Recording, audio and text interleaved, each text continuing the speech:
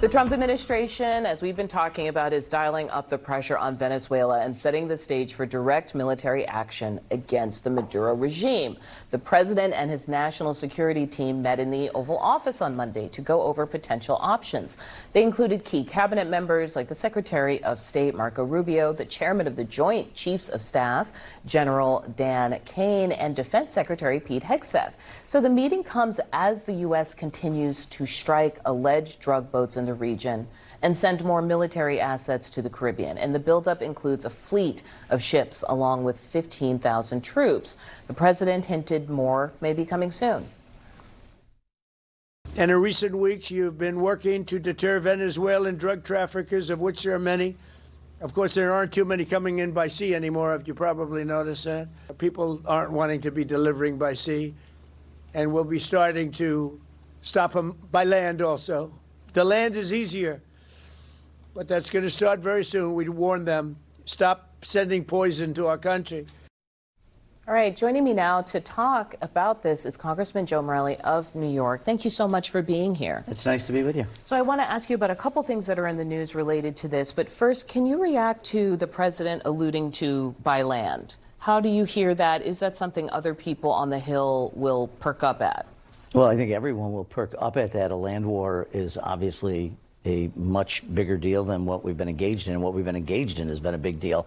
And I think you're going to find Democrats and Republicans, I think there'll be bipartisan agreements that we need to understand far better the legal way in which the president feels this is a legal move, and also understand what's happened so far as it relates to the airstrikes and the controversy involving this latest disclosure about the killing of two survivors of an initial airstrike.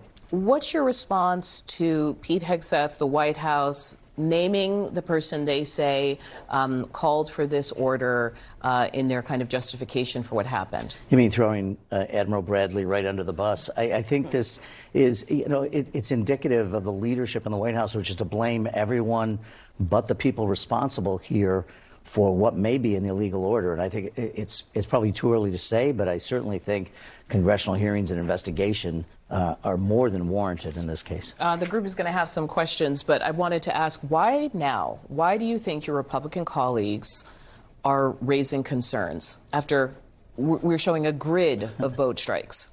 Well, look, I think people have been asking questions now for some time. I think it's been hard to get any information from the White House or the Defense Department on what's happened, the legal backing for doing this. There have been a number of questions. The classified briefings have been late in coming. I was in one just before the break as an appropriator on the defense side, but the authorizers, the Armed Services Committee, have been getting information far too slowly for something that's unfolding in this kind of way. And the president seems, again, to make this up literally every day. It's almost like he writes on the back of an envelope something and then hands it to someone and says, that's U.S. policy now. Yeah. One of the things Ashley was saying earlier is this is putting Democrats in the position of defending drug traffickers. Well, I definitely don't think that's true. I mean, Maduro is a bad guy. I don't think anybody questions that. There's a lot of bad people, by the way, in the world, including the former president of Honduras, who's now being pardoned by the president. He's a convicted drug lord. Exactly. So, look, Maduro's a bad guy. There's a lot of bad people in this. The question is not only, it's what to do and how to do it. And I think that's the question. One thing that always, I think, unites Congress on the Republican and Democrat side is when the administration ignores them. And so I think that's what's happening. And so I think there's going to continue to be. I agree with you. And that's not just Congress. That's what the framers wanted to be. I mean, Congress is the body that's supposed to make many of these decisions. So we need to be a part of it. Well, and the defense committees on their appropriations side, which you're on, as well as the authorizing side, get along. I mean, do you still get along? Can you verify that? You guys love each other. Particularly, I mean, I can't reveal what's said in classified briefings, but it would have been hard to tell who was a Democrat and who was a Republican if you didn't know if you were in that meeting. There is real concern on both sides of the aisle about what's happening. Okay, I want to turn to one more thing, which is the economy. So for those of you at home, you may not be seeing, a bonus at the end of the year. But if you have a kid in 2026, your luck could change, sort of. The White House wants to start offering baby bonuses to the parents of newborns in the form of Trump accounts. Instead of cash, parents would get accounts stocked with a $1,000 government deposit that parents must invest in the stock market on behalf of their child, then families and relatives of those children could make annual contributions of up to $5,000 per year. We want to note that the U.S. birth rate has dropped to an all-time low of 1.6 kids per woman. The group chat is back. Congressman, this idea has come up before. We were talking during the break. I think it was Cory Booker, a Democrat, has brought up the idea of giving kids a chance to invest right out of the gate. Is this a good answer for people's concerns about the economy? Well, look, it's not going to help anybody in the short term. Clearly, putting $1,000 into an infant's account that you can access when you're 21 means there's 20 years of growth. I don't think it's a terrible idea. I do think we should stop naming things after presidents, whether it was Obamacare or Biden economics or whatever it is. Let's just bar the whole thing. That they should have been Biden bucks or something. Yeah, I mean, it's the whole You don't thing want to do branding? I mean, I won't be looking for Morelle bucks. It makes it political when you do that, though. Right. I think actually it's a good point, is as soon as you do that, and first of all, it calls into question whether you have any humility whatsoever. I think we know the answer in this case. But I think there's certainly a conversation to be had about whether making these investments and making similar types of investments might be a good idea. It's both a Democratic and Republican idea. And we've also heard the Treasury Secretary last summer suggesting, in a way, it's kind of like privatized Social Security.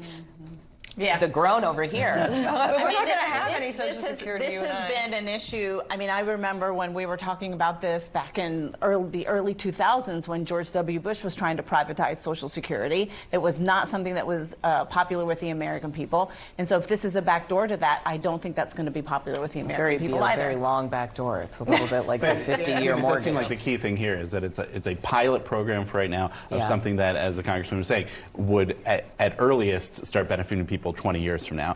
And it is being talked about as a solution to the economic situation right now and to the cuts to the social safety net that have happened. It's not. It's a potential idea to change things longer term, but it is a question of what's going to be done now. So how about putting that money into extending the ACA subsidies for people who need it? If it makes it to Congress, then you'll message. But hold on one second. I want to talk about group chats for a second.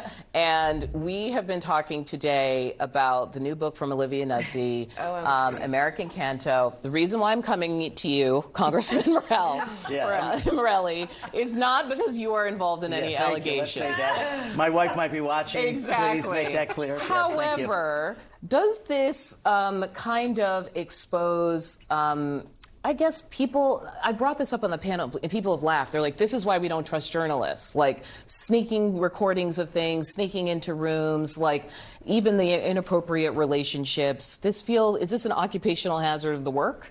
Well, I wouldn't speak to journalism because I'm not a journalist. But from the politician side, it's not looking good.